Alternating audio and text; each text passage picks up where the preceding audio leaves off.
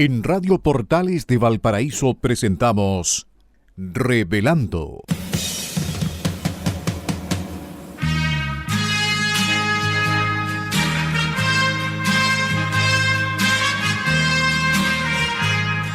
Un programa donde se abordan temas de actualidad, contingencia y la agenda cultural de la zona. Entrevistas del ámbito nacional e internacional. Revelando es presentado y auspiciado por Asofar AG, Asociación de Oficiales de la Armada de Chile en Retiro, Asociación Gremial. Con ustedes, Revelando en Radio Portales de Valparaíso.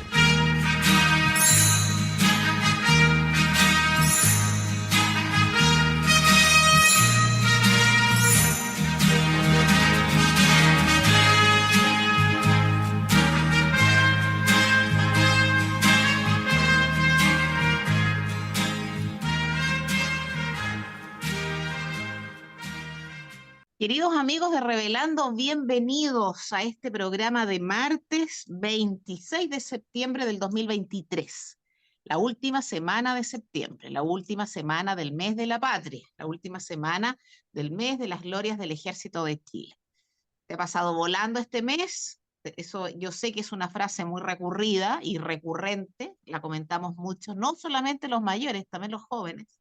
El tiempo pasa muy rápido y esperamos que hayan tenido un estupendo mes. El próximo martes, cuando nos volvamos a encontrar, Dios mediante, salvo caso fortuito, fuerza mayor o fútbol, ya será octubre.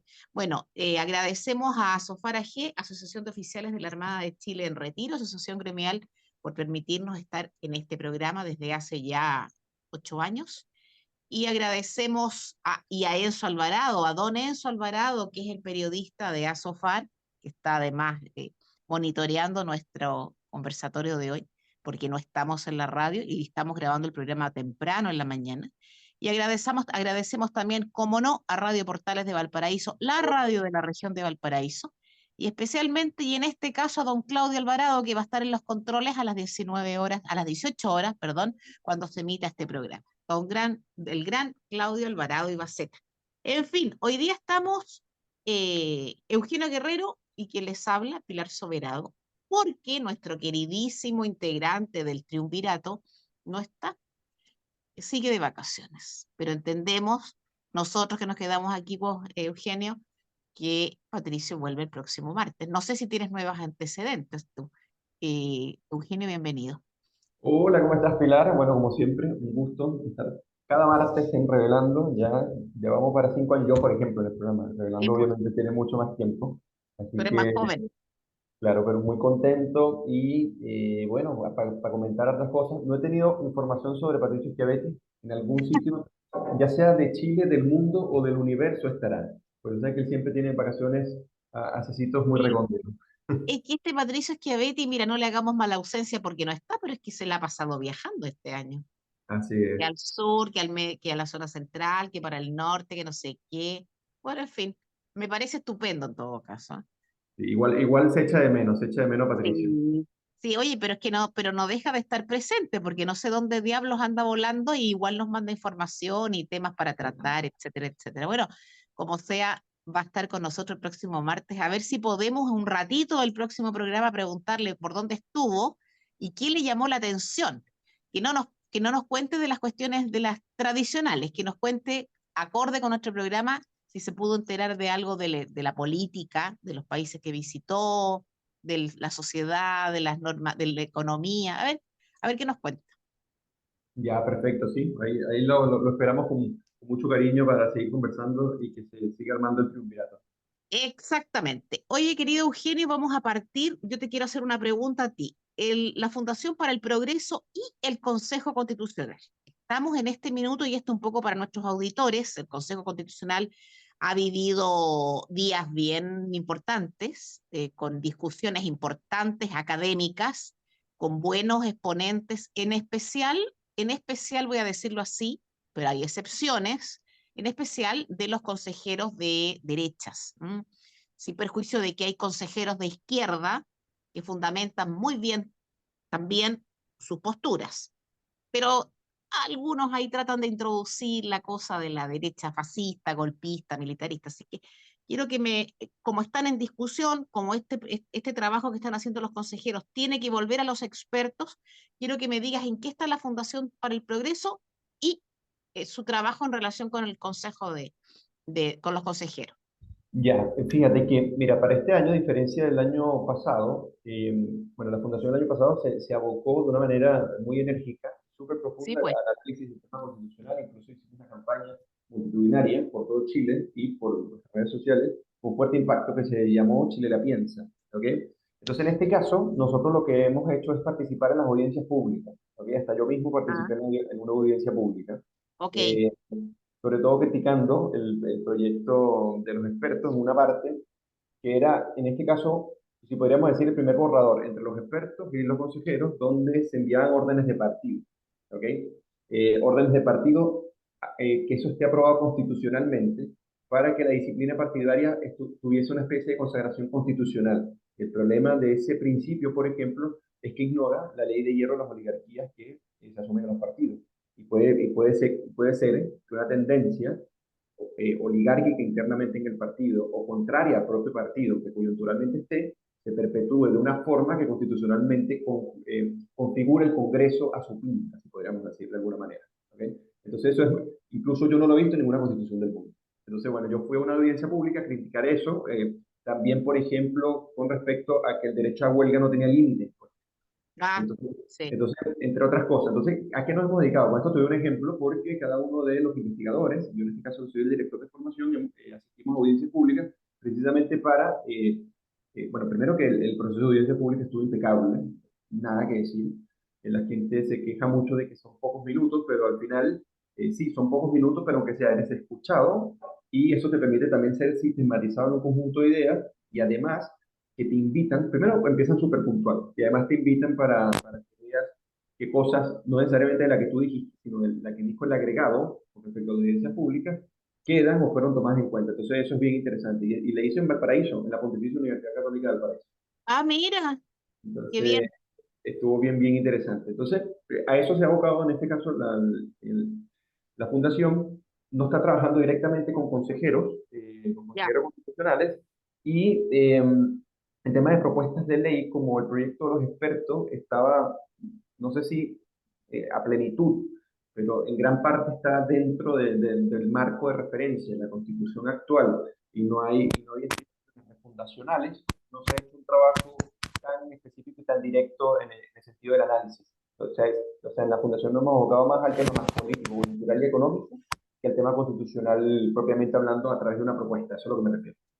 Ah, ok. Sí, lo que pasa es que también entiendo perfectamente, porque el proceso constitucional anterior era tan, era tan aciago Lo y ameritaba brutalmente. no había alternativa para las fundaciones, para los institutos, para las ONG que estaban interesadas en el futuro de Chile y que estaban interesados en el ámbito, en lo político, en lo económico, en lo constitucional. Era evidente que el trabajo de ustedes tenía que ser tan duro como fue. Este proceso es distinto, este proceso Sí, tiene bemoles, nosotros hemos hablado varias veces de eso. sí. Tiene bemoles y por lo pronto tiene un bemol que a mí particularmente me duele, pero los hechos son los que son, y que es el origen de todo esto. Ahora, como en la política todo se enreda, sí me tiene bastante, no sé si complicada, pero bastante, he seguido alguna, o sea, varias en realidad, estoy bien al tanto de lo que pasa en la discusión, ¿eh? Pero me tiene bastante complicada la postura de los partidos de derechas. Mira, los de la izquierda radical no me llaman la atención porque la izquierda Claro. radical, que fue partidaria de este proyecto, pero no obtuvo mayoría en el Consejo, entonces ahí tiene una postura distinta y ya votará en contra. Lo que sea, ya lo dijo Gutiérrez el otro día, con unas frases, unas expresiones no muy felices ni muy académicas, pero votarán en contra. Pero me llama la atención, sí, la postura de las derechas en este tema, porque ha habido un enfrentamiento que a mí además me molesta. Las derechas en este país respetan poco a su masa de Sí, votantes, muy poco, y no se dan cuenta de lo que queremos nosotros, que somos los que votamos y los elegimos. Que entre nosotros los votantes hay bien pocas diferencias entre republicanos, UDI, RN, incluso en los Evópolis. Hay pocas diferencias, todos caminamos con el mismo, siguiendo el mismo rumbo. Y los partidos se enredan en disquisiciones filosóficas muy tontas. Y eso nos afecta a nosotros. Eso me tiene un tanto preocupada. Pero por lo pronto, yo me imagino que va a ser nuestra postura en el programa. Hasta que no tengamos el texto en la mano, no vamos a empezar a comentar lo que este grupo de personas destacadas entre los expertos, los consejeros y los árbitros, denominados árbitros, hayan decidido presentar. En ese minuto Claro. yo creo que va a ser el momento en que comencemos a comentarle a nuestros auditores nuestro pensamiento, no inducirlos a votar, naturalmente, pero por lo menos nuestro pensamiento. Oye, Eugenio, una pregunta brevísima, que me olvidé de preguntártela antes, era la primera en realidad. Bueno, ya tengo claro lo que está haciendo la Fundación para el Progreso en el tema. Sí, dime.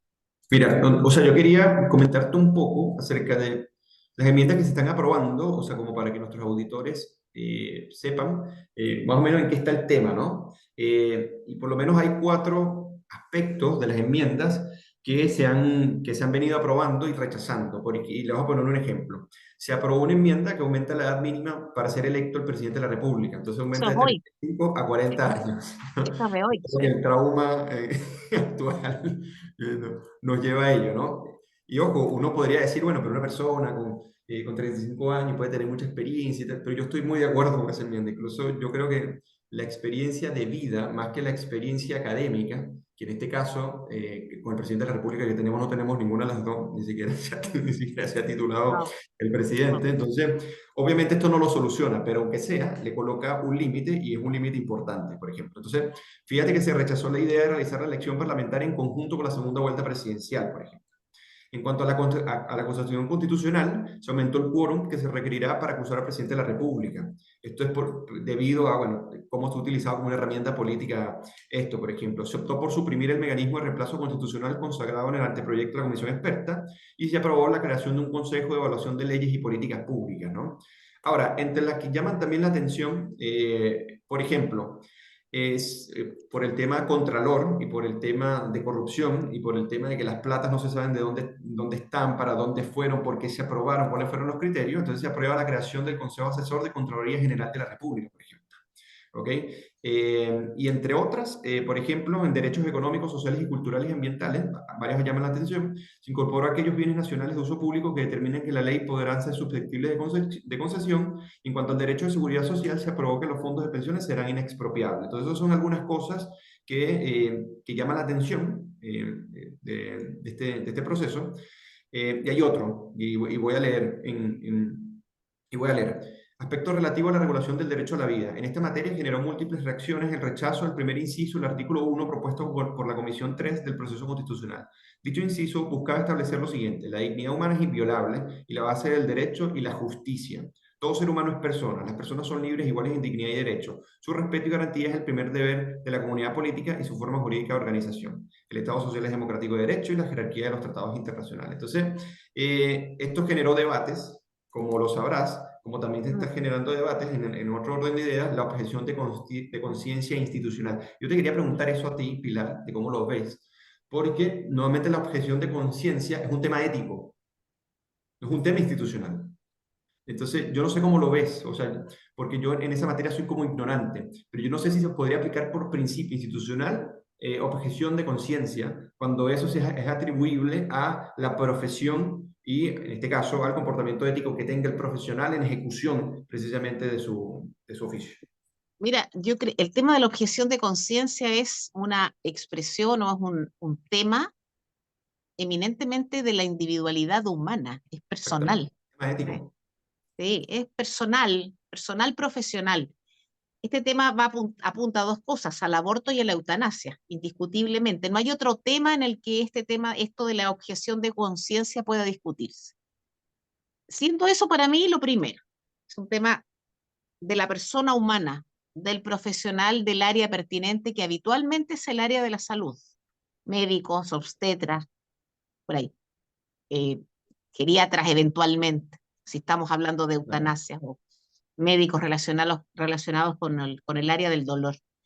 Siendo así, siendo eso efectivo, recuerda tú que hubo problemas hasta hace no tanto tiempo con la objeción de conciencia institucional emanada, por ejemplo, de un hospital de Santiago, el que está relacionado con el arzobispado de González Errázuriz, creo que es el hospital en Puente Alto, y con la postura que tendría la Universidad Católica en este tema, en relación a que hay una serie de principios que están ligados a la religión católica apostólica romana, y Claro. que habría generado una postura de las autoridades señalando que aquellos profesionales que llegaran a cumplir sus funciones a esos estamentos relacionados con la Universidad Católica, con hospitales o clínicas relacionadas con alguna religión, que no apoyara naturalmente en el aborto o en la eutanasia, ahí se podría entender que hay una postura institucional relativa a la objeción de conciencia. Ok. Yo la objeción de conciencia la entiendo en lo personal, pero hay un problema aquí, Eugenio. Supón tú, supón tú que tú eres médico y eres objetor de conciencia, de manera que tú no vas a practicar un aborto y trabajas en una entidad que te obliga a hacerlo porque hay una norma que no te protege dentro de esa institucionalidad. El problema es cómo proteger tu objeción de conciencia en un ámbito público, por supuesto, privado también, que no está de acuerdo contigo. El tema de Claro. la objeción de conciencia, claro, tiene que protegerse hasta el más allá. Y yo estoy de acuerdo con eso. Y tengo algún problema con la objeción de conciencia institucional, sin duda. Claro, porque el tema, o sea, el tema sería que esto quedaría pétreo en cierta medida en cómo la institucionalidad asuma la objeción de conciencia. Eso es lo que yo me refiero, con respecto, no sé, cuando tuvo la discriminación, con respecto al tema del aborto, por ejemplo. Mm, Entonces, ojo, más allá de la postura que uno tenga, pero yo, por ejemplo, no estoy a favor del aborto. mm, O sea, yo particularmente hablando, no me refiero a la institución, sino yo personalmente. mm, Entonces, ahí entra un tema, porque yo siempre lo he entendido, y se ha entendido en el derecho, según lo que yo tengo entendido también, es un tema ya que el derecho como esa esfera protegida del ámbito privado y de la conciencia del ser humano como ciudadano en una comunidad política, que no puede ser arrollado por los derechos, mm, que no puede ser arrollado por los derechos de otros, pero a su vez no tampoco están sometidos esos derechos a elección, sino que por el contrario es una esfera protegida, pertenece precisamente a principios éticos que están protegidos obviamente por la libertad de conciencia, ¿ok? En este mm. caso. Entonces, eso te lo quería preguntar y gracias por tu aclaración, porque es un tema polémico y es un tema que en este momento está en debate. Sí, yo en este tema, yo creo que hay un punto de partida. Mi opinión, ¿ah? Es que ni el aborto ni la eutanasia son derechos. No hay Exactamente. no debe haber un derecho al aborto ni un derecho a la eutanasia. Tú, tu familia, alguien conocido tuyo, de uno o una persona cualquiera, no conocida, que opta por una de estas alternativas, que no es ni católica, ni apostólica, ni romana, ni musulmana, ni judía, ni nada, porque ninguna de las religiones está a favor de estas dos figuras, lo hará en la medida en que sea una opción para él, ¿no? Y la Claro. legislación eventualmente lo permita, pero no pueden considerarse ninguna de las dos cuestiones como derechos, no son derechos, serán opciones para determinadas personas y por ende, como son opciones, nadie podrá imponértelas. No es que porque existan estas dos figuras en la legislación nacional, tú tienes la obligación de adherir a ellas. Claro, Eso sí, no porque puede ser todo así. derecho implica un deber, y un Sí, deber en claro, este caso que puede llevarse de sí, manera coactiva claro. del Estado. Claro. Por supuesto, es justamente es la contrapartida. El derecho tiene una contrapartida. El derecho solo per se no existe en ningún lugar desde que se creó el Exactamente. derecho, desde que nació. De manera que no se lo puede considerar así. Que los feministas radicales y etcétera, etcétera, lo digan es un tema de otro tenor que dice relación con la política. Pero luego el Estado no puede obligarte a ti, profesional del área de la salud, a ir en contra de de tu convicción, de tu Exactamente. conocimiento, de tu sentir. Porque claro, alguien dirá, bueno, este señor es médico y se desempeña en el estamento público. Y la respuesta tuya es, y hay un montón de ginecólogos más, hay un montón de médicos más. Yo tengo derecho a ejercer, ahí sí hay un derecho, que es la objeción de conciencia, porque va contra tus principios, naturalmente. Siempre va a haber una persona, un médico que no esté de acuerdo con eso y que lo practique, si es que la legislación, insisto, lo contempla. Pero hay un tema además de libertad aquí, que el Estado tampoco, y todavía va mucho más allá, que no puede ser que el Estado te imponga una forma de actuar, a Claro, menos que, a menos que en los estatutos y en los estatutos de ese hospital o en el contrato que tú firmes con ese servicio, con esa entidad para prestar tu servicio, para ejercer tus funciones como profesional, diga expresamente claro. en este hospital se adhiere a esta norma legislativa y quienes quieran trabajar aquí tendrán que obedecer las normas impartidas por el hospital. ¿Te Ya, fijas? mira, fíjate, Ahí tú contratas. me ¿Mm? gustaría leerte una carta muy Sí, interesante con respecto a este tema que a escribió ver. Gerardo Varela, Ah, ya, eh, perfecto, el eh, exministro. sí, el exministro, y es parte de la fundación. Mira lo que dice, ¿no? A ver. Esa curiosa aseveración que en un mundo, porque fíjate, él dice, el periodista Daniel Matamala en su columna el domingo, citando a Gloria Hood, declara que solo las personas tienen conciencia, con la cual no cabría objeción de conciencia institucional, que más o menos lo que estamos planteando, ¿no? Pero Sí. también cuáles son los límites, que tú mismo lo planteaste con el ejemplo del hospital, por ejemplo. Entonces, fíjate, Mm. dice, es curiosa esta aseveración en un mundo que cada vez le exige más conciencia a las empresas. Bajo las siglas ESG se resume la necesidad de las empresas sean ecológicas, sustentables y gobiernen adecuadamente. Esto supone que participen los valores de la comunidad donde operan. No se trata efectivamente de que las personas jurídicas tengan conciencia o alma, que es lo que nosotros sostenemos, pero recientemente se les adjudican responsabilidades más propias de personas naturales como la pena como la penal, por ejemplo. Esto es un Sí, tema interesante, ¿no? eso Fíjate, es verdad. analiza con... Dice, ¿puede un supermercado negarse a vender armas? ¿Puede un restaurante vegetariano negarse a vender carne? ¿Puede un musulmán en un almacén no vender alcohol? ¿Puede una clínica católica negarse a practicar abortos? En todos estos casos me parece que la respuesta es positiva. En sociedades libres donde no existen monopolios, podemos darle cierta libertad a las empresas para decidir los productos y servicios con que servirán a la comunidad donde operan, sin que por ello se afecte a esa comunidad. Y yo creo que en eso estamos de acuerdo, porque el peligro es que se quiera, o sea, que el Estado en sí mismo quiera dotar de contenido a algo que no sea la objeción de conciencia. Eso es a lo que yo me Sí. refiero. Pero cuando Mm. hablamos institucional, nos referimos, y tú te referías muy bien, a ejemplos como más particulares de un hospital, en este caso Gerardo, de un mercado, de una empresa. Entonces, quería como leerte ese párrafo porque me pareció interesante. Está muy bien.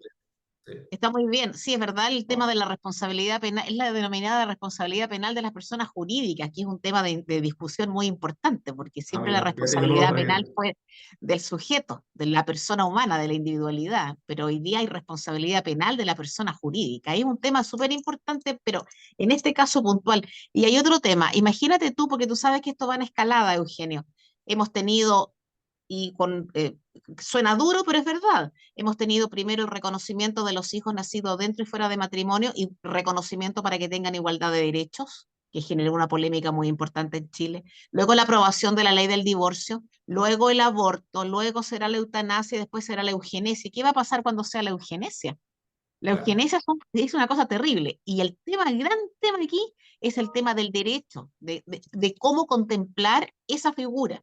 Pero yo insisto, ni el divorcio es un derecho, es una opción. No tienes ¿por qué voy a tener derecho al divorcio? Es una claro. postura, posición que yo tenga, que podré o no podré ocuparlo. Y lo mismo dice en relación, siendo cuestiones bastante más dramáticas, el aborto, el divorcio, la eugenesia. Son cuestiones que van más allá y no pueden ser consideradas un derecho. En el momento mismo en que eso se considere un derecho, la sociedad va a estar completamente destruida, Claro, y alguien tiene que completamente financiar destruida. ese derecho, y alguien tiene Bueno, que además, tener los instrumentos legislativos y ejecutivos, en este caso, para, incluso coercitivos, para hacerlos cumplir. Porque si alguien claro, tiene un derecho, este derecho es reclamable a sí mismo, porque hay una instancia que debe asegurarlo. sí, claro. Entonces, o por lo menos que debe posibilitarlo o habilitarlo. Entonces, claro, yo estoy de acuerdo contigo. Mira, entramos en estas Hoy, disquisiciones bien interesantes para que hay otros auditores también. hilando fino. Oye, Eugenio, vamos a ir a la auditores también. Vamos a ir a la pausa musical, como estamos en este último martes de septiembre. Vamos a escuchar Adiós al séptimo de línea, interpretada así por los cuatro cuartos. Y volvemos. Qué buenos gustos, Pilar Soberano. Nos vemos. Queridísimos amigos de Revelando, hemos regresado a este programa de martes 26 de septiembre del 2023. Estamos junto a Eugenio Guerrero, Enzo Alvarado por Asofar, Claudio Alvarado y Baceta por Radio Portales, quien les habla, Pilar Soberano. comentando, o sea, sí, comentando el acontecer nacional y un poquito de todo, lo que más podemos. Y me olvidé en el primer bloque, y eso es importante, de decir que, aunque se dice al finalizar este programa, que las opiniones que vertimos en él son de nuestra exclusiva responsabilidad y que las opiniones de Eugenio en este caso y las mías no responden ni corresponden necesariamente al pensamiento de Radio Portales de Valparaíso ni de Azofaragé, que es un tema que es vital comentarlo. Y lo otro es que escuchamos en la pausa a los adiós al séptimo de línea de los cuatro cuartos, porque este es el último mes, perdón, día de septiembre, el último día del mes de la patria. No significa que no pongamos música chilena los siguientes martes, pero para, para festejar como corresponde este mes que ya se va. Eugenio, te quiero hacer una pregunta. ¿Qué piensas tú? ¿Cómo considerarías tú esta conmemoración de los 50 años del golpe militar por parte del gobierno? Yo solamente voy a decir que esta coalición gobernante que no tenía idea remota de que iba a gobernar, cuando lo supo, se abocó a decir, nos tocan los 50 años y a eso vamos a dedicar nuestro esfuerzo. ¿Cuál es tu opinión? ¿Cuál es tu balance con respecto a lo que pasó?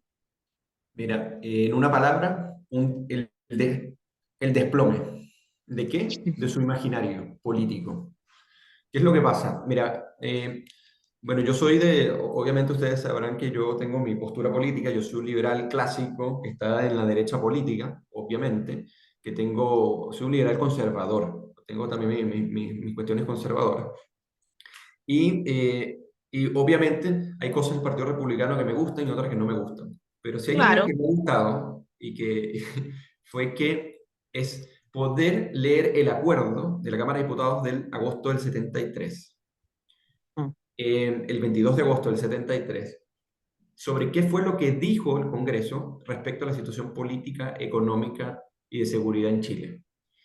Y cuando tú tienes eso, porque Pilar, yo no sé si te ha pasado, pero a mí me pasa mucho con amigos chilenos y venezolanos, que cuando tú le dices que eso existió, que el acuerdo existió, y te estoy hablando de hace muchos años, porque yo me enteré que ese acuerdo existió porque José Piñera escribió una columna que se publicó en un portal que se llama libertad.org, que se llama ¿Cómo Salvador Allende destruyó la democracia en Chile? Ya, Y ahí él cita el acuerdo y todo. Entonces, cuando tú se lo preguntas a varios compatriotas de ambas latitudes, nadie conoce el acuerdo. no, claro. Y si bien el acuerdo lo que hace es describir algo que ya estaba y todo, permite remitirte a que la historia contada hasta el momento, como la historia oficial de la izquierda, es una historia que hace aguas, es una historia que no tiene sentido, es una historia sin pasado, y no hay nada peor que una historia que no considere un pasado que le permita ser a esa misma historia. Y por eso te hablo del desplome de su imaginario. Además, que se nota la poca capacidad que tiene este gobierno, no solamente de gobernar el país, sino que también la poca capacidad que tiene para poder dotar de sentido, contenido y de manera coherente y eficiente su propio imaginario. Porque una Mm. cosa es estando en la oposición, una cosa es haciendo asamblea estudiantil, y otra cosa es cómo tú desde el Estado, sin que se vea parcializado, logras tomar lo último que te queda frente al derrumbe constitucional del año pasado. Lo único que le quedaron los 50 años. Como para decir, bueno, el clivaje sigue siendo dictadura frente a democracia. Fíjate que Claro, no, se claro. cambió, la sociedad se ha venido modernizando, los clivajes son Ah, otros. ¿Me ah, entiendes el punto? Entonces, a sí. mí me parece que ellos quedaron añejos, me parece que quedaron derrotados. Y una persona que viene de Venezuela, donde la izquierda adora Allende, es una especie así como es uno de los, sea, hay un panteón de los zurdos colectivistas. Bueno, Allende yo creo que está en el primero o entre los primeros, ¿no? Entonces, lo que ocurre es que, como lo veo yo desde acá, viniendo Mm, desde Venezuela, es mm, que fíjate que ni siquiera tuvo una repercusión latinoamericana como también se mm. esperaba, porque acuérdate que esto venía con ferias de Sí, libros, esto venía sí, con bombo pues. y platillo, Sí, y pues. básicamente quebró no su ideario, porque las ideas están allí, latentes. Allende sigue siendo una figura mítica que siempre está separada de la unidad popular, siempre se evalúa el Allende solo sin unidad popular, Sí, Allende solo sí. sin el fracaso de su gobierno. Entonces, esa es mi opinión. Pero en este caso, hubo una buena estrategia de los partidos políticos en tanto cristalizar que hubo un antes, pero también hubo un muy mal trabajo reflexivo histórico por parte de los partidos políticos, muy mediocre. Pilar, yo no sé si el único que se acercó fue el Partido Republicano, que logró tener como una... O sea, independientemente, porque ellos tienen una postura de que apoyan directamente el gobierno militar y ya es una postura ya parcializada, ellos, es obvio, cada partido tiene su lectura, ¿ok? Sí, Pero sí. ellos entraron dentro del juego de las narrativas y dentro del juego de la historia y la pelea en la manera que pudieron. Pero los otros partidos, a mi parecer, no supieron cómo entrar en ese juego, en ese debate con nivel. Y en cambio, los think tanks, por ejemplo, y las organizaciones de la sociedad civil, del sector más liberal y de derecho y conservador, hicieron un excelente trabajo. De todas Mm, maneras, con charlas, talleres, cursos, sí, documentales, el documental que sacó República, por ejemplo, muy, sí. muy bueno. Entonces, esa es la evaluación que yo le doy, que el sector contrario a la visión mítica, colectivista del gobierno de Salvador Allende tuvo un impacto mucho más profundo en lo civil que lo que quiso tener el gobierno teniendo el poder del Estado y supuestamente teniendo en el aniversario de los 50 años la mejor excusa para poder reposicionarse frente a la derrota constitucional. Esa es mi evaluación. Sí, No sé claro. cómo lo ves tú. Gracias, sí, gracias Eugenio. No, es que te lo pregunto porque me interesa saber tu opinión porque tú tienes como una doble faz aquí. Eres un hombre joven, periodista, pero eres chileno y eres venezolano. Entonces tú te criaste en Venezuela, ¿no? Llegaste a Chile por circunstancias bien particulares, como la mayoría de tus compatriotas, sobre todo los que han venido a aportar. De manera que me interesa ver esa mirada que tienes como profesional, como hombre joven y como de doble nacionalidad. Yo sí estoy de acuerdo contigo, creo que esta vez la batalla cultural se dio bien. La famosa, Sí, la gran batalla cultural se dio bien, porque hay gente, incluso fíjate tú, porque tú te desarrollas, tú interactúas con gente de tu edad o menor. Yo interactúo con gente joven, pero con gente de mi edad y mayor, con gente que vivió los años de la Unidad Popular y los años anteriores a la Unidad Popular, y hay mucha gente que no sabía cosas sobre la Unidad Popular. ¿Mm? es heavy, sí. Claro, no sabían, y tú dirás, bueno, pero eso ya que quiere, claro, ¿qué quieres que le haga? Eso ya es gente vieja que debería entender perfectamente lo que ha sido la historia de Chile. Porque el tema de hablar de la unidad popular y referirse exclusivamente al tema del desabastecimiento y al tema de las colas para comprar, que son una realidad, es, es- se agota muy pronto. El tema de la unidad popular, el tema de antes de la unidad popular, de las razones de la llegada del gobierno de Allende y las razones del término de ese gobierno, son mucho más importantes. Hubo una destrucción de las instituciones terrible. Ahí no me podrías haber dicho tú que respetabas a las instituciones No, pero, o que las instituciones funcionaban. No, bueno, había un pero desplome muy terrible. Pilar, pero Pero quieres que te diga algo, y yo sé que tú con sí, esto otra vez me vas a decir, pero con todo y ello, el sí. gobierno de Salvador Allende no duró más de 3 años. Sí, ya sé. Y sé que me vas a decir otra cosa, Pilar. Las instituciones sí funcionaron. El ejemplo es el acuerdo de la Cámara de Diputados, Claro, la confrontación con la Corte Suprema y la así confrontación con es. la Contraloría. Sí, sí, estoy de acuerdo. Pero la forma de subvertir el Estado de Derecho durante el gobierno de la Unidad Popular fue terrible. Y es un Sí, tema que va mucho más allá de la figura del presidente. sí, ¿Sí? sí. La izquierda no sabe cómo ajustar este tema. ¿Qué ha hecho la izquierda inteligente al fin, ordenada al fin y buena para elaborar discursos? Ha puesto la figura de Salvador Allende por allá como a la altura de Mandela, estos símbolos que existen y en estos mundos en los que estamos, estos símbolos que son intocables, la democracia, el paladín de la justicia, que no es verdad, no es verdad, ¿no? Ahora, Allende evidentemente tuvo un problema gravísimo con sus partidos, con su coalición de partidos. A mí no me cabe duda que Allende, aun cuando quería llevar a Chile al socialismo, y en ese momento no había más socialismo que los socialismos reales, que eran los Claro. únicos que existían. Los socialdemócratas de Suecia no habían, no No, existían nada, en ni ese momento. socialismos ideales, nada. Eso No, era no, en no, realidad no, no. como... No, el socialismo de Allende con empanadas y vino tinto, y la forma chilena de llegar a ese socialismo era la que él nunca se encargó de explicar porque nunca pudo, pero ese socialismo que él quería era el socialismo que existía, si no había otro, y era el Así es, socialismo cubano y el de la Unión Soviética y el de todos los países de la órbita soviética así es. tras la Lo que cortina de cambiaba era hierro. el camino. Claro, pero sí es que pero no había otra cosa. Yo no sé por qué la izquierda no acepta eso. Díganlo sí, si Allende quería el socialismo, sí, ¿y cuál? el socialismo de los países nórdicos, no hombre, si no No, existía. no, No, si quería el socialismo que conocemos, ya el socialismo de libro. Entonces, Allende lo hizo mal, sí lo hizo mal. ¿Tenía pergaminos para llegar al poder? Yo creo que los tenía. Yo creo que los tenía. Fue un buen legislador, era un sí, hombre de claro, cultura, era un hombre de conocimiento, pero fue un hombre de su tiempo que se vio involucrado en los tiempos que corrían. Por eso a mí me claro. duele en el alma, perdona, y me da hasta risa cuando este presidente que tenemos hoy día, que pasó por Pío Nono en Santiago, porque no estudió nada, eh, pretende parecerse a él. Lo encuentro terrible. No, y Yo, hija además, de Allende, me querellaría contra Boric. mira, hay Yo. un libro que yo recomiendo, porque, eso fue otra cosa, también hubo libros, o sea, por ejemplo, Mucho, el libro de Patricio Elwin, Los años de la por Unidad Popular, ejemplo, increíble, increíble sí, cómo la juventud de la democracia cristiana era lo más parecido a los comunistas sí, claro, pues, de una manera muy clara y cómo eran sí, las presiones a Frei por parte de las propias coaliciones partidistas que eran más de izquierdas de instaurar en Chile lo que sí, buscaba básicamente Salvador Allende, pero con otras tesis políticas. Y sí, además hay un libro de Daniel Mansuy que lo recomiendo, que se llama Salvador Allende. A mí me parece que es una obra muy buena, porque en esa obra él describe esta frustración del no poder explicarse a sí misma, pero además las contradicciones con las que se enfrentó el propio Salvador Allende. Entonces lo que hace es de una manera muy clara, o sea, a mi criterio, si es que en las ciencias sociales puede hablarse de objetividad lo más objetivo posible, y o sea, quería finalizarte el comentario, es porque Allende tenía una tesis, y su tesis era la de Engels. Simplemente decir, Engels decía, y si la mayoría de la población apoya un conjunto de medidas, entonces las formas pacíficas de llegar podrían ser.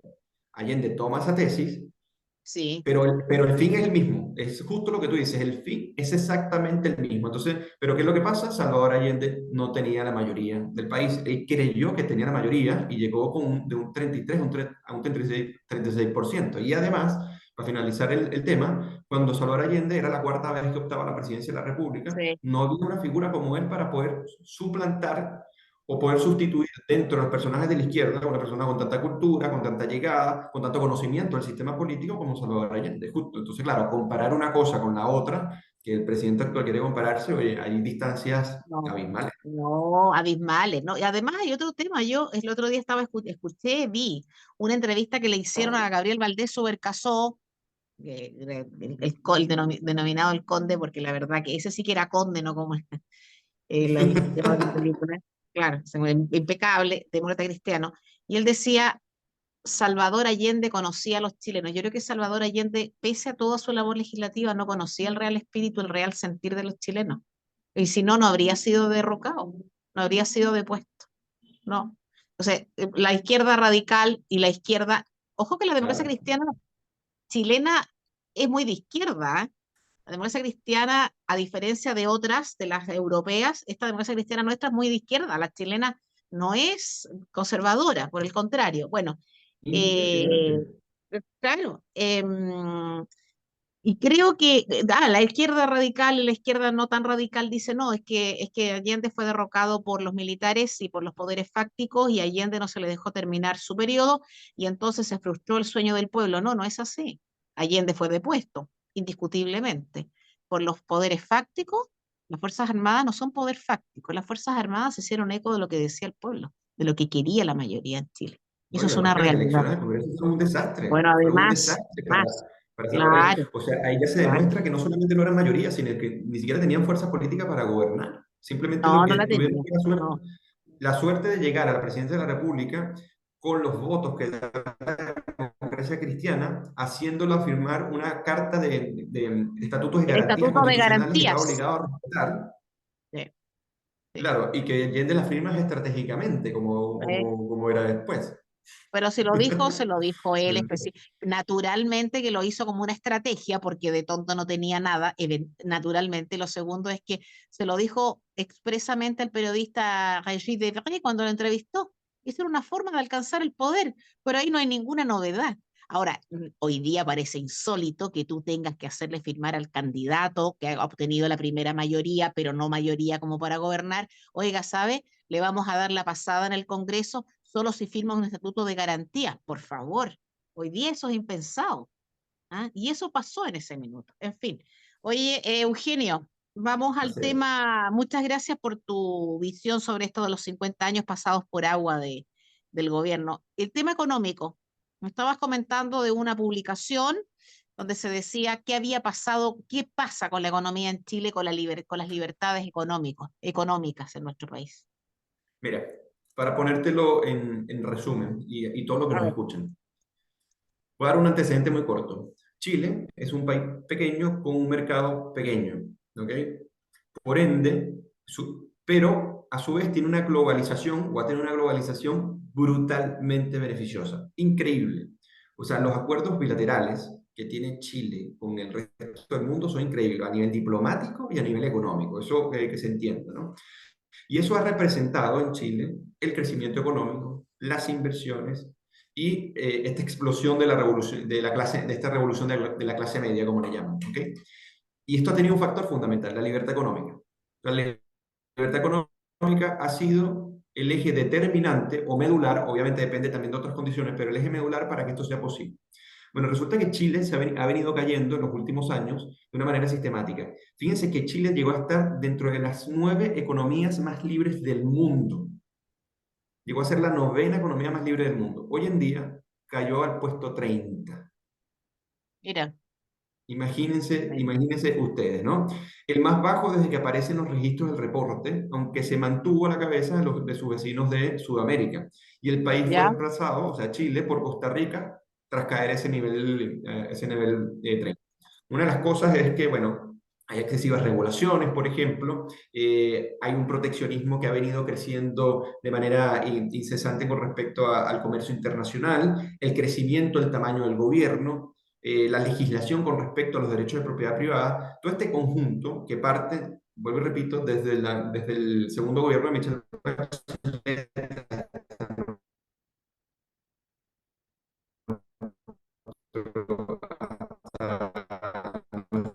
los días, para que, bueno, pregúntese qué están haciendo nuestros políticos con la libertad económica. ¿Me escuchan? yo, sí, ahora, perfecto, hubo ahí un problemilla, pero nuestro Enzo Alvarado solucionará el problema, así que ni te preocupes. Oye, Eugenio, una pregunta. Esta publicación, esa parte no la vi, esta publicación, este estudio, ¿de quién emana? ¿Es una publicación estadounidense, inglesa?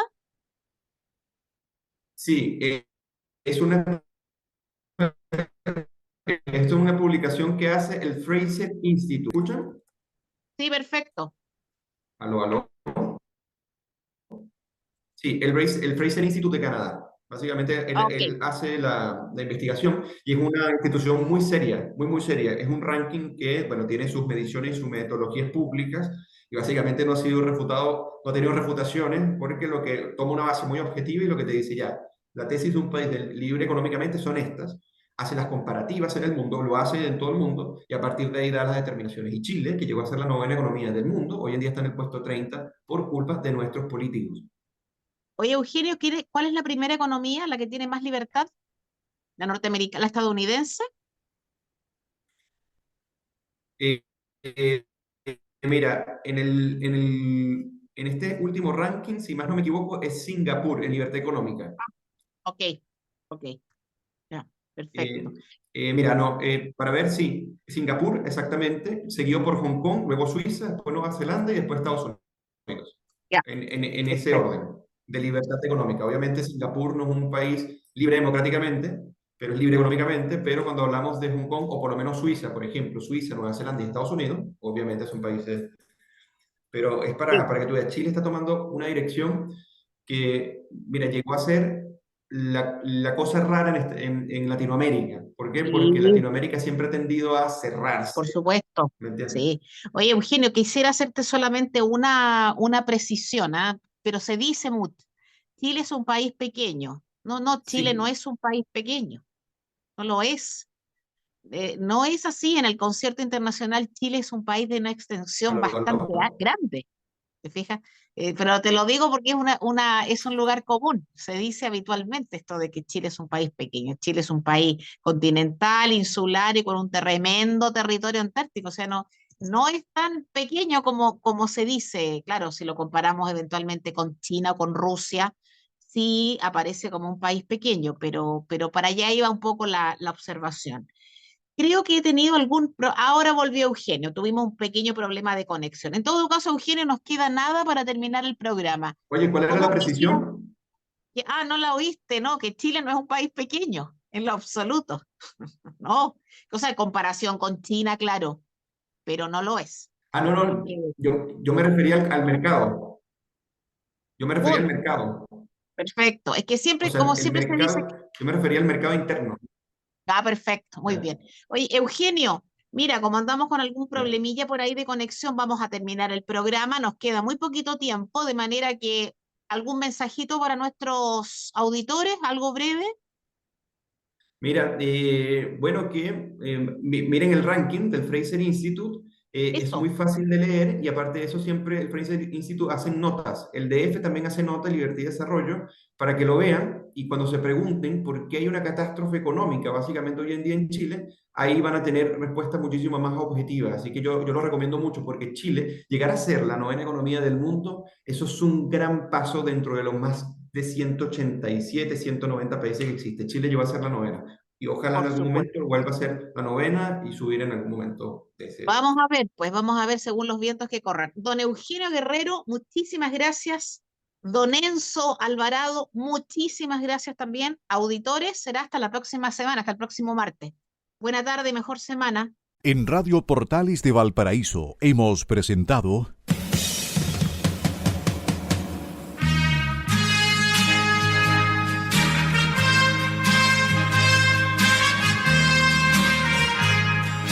Revelando, un programa donde se abordan temas de actualidad, contingencia, entrevistas del ámbito nacional e internacional. Revelando es presentado y auspiciado por Asofar AG, Asociación de Oficiales de la Armada de Chile en Retiro, Asociación Gremial. Sintonícenos en un próximo programa. Buenas tardes.